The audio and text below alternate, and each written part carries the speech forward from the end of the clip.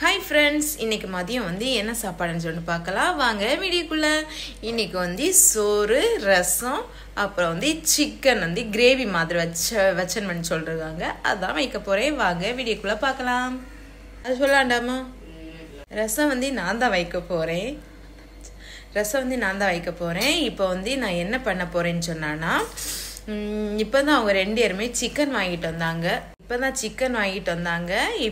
சிக்கனை கழுவலாம் வாங்க.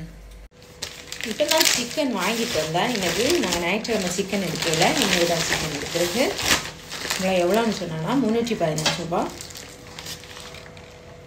ரோஸ்ட் வச்சதுக்கு வெங்காயம் வெட்டாச்சு, அப்புறம் தக்காளி, பச்சை மிளகு, கருவேப்பிலை, அவ்வளோதான். பச்சை மிளகு இஞ்சி. இப்போ ரசத்துக்கு மசால் அரைச்சியாச்சு. இதில் தக்காளி, வெள்ளைப்பூடு, ஜீரகம், மஞ்சள் தூள், நல்ல மிளகு, பச்சை மிளகு, கருவேப்பிலை இதெல்லாம் போட்டு மல்லி இலை எல்லாம் அதை ஆட் பண்ணி போட்டு அரைச்சிடணும். ஆனால் போடலை. ஓகே, ரசம் வைக்கலாம். இது யார் அரைச்சான்னு சொன்னா மிதூஸ்.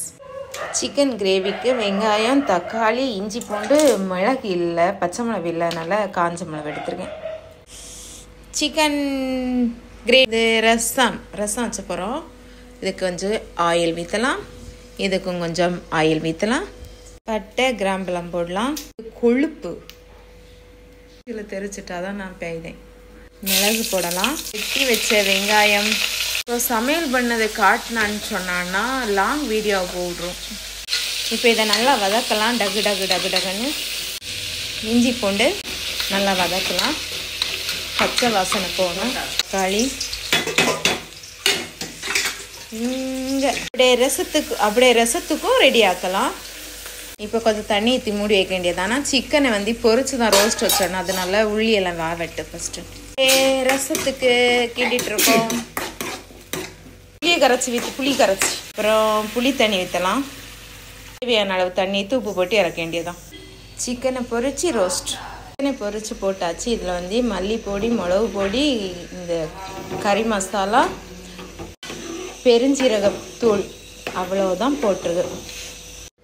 இப்போ எல்லா வேலையும் முடிஞ்சாச்சு. வாங்க வீடியோக்குள்ள.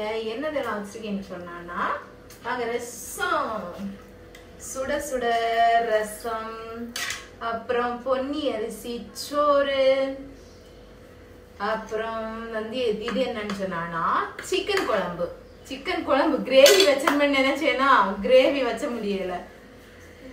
கிரேவி வச்சேன்னு நினைச்சேன், கொஞ்சம் தண்ணி ஆகிட்டு. அதனால இப்படி என்ன செய்ய. Chicken gravy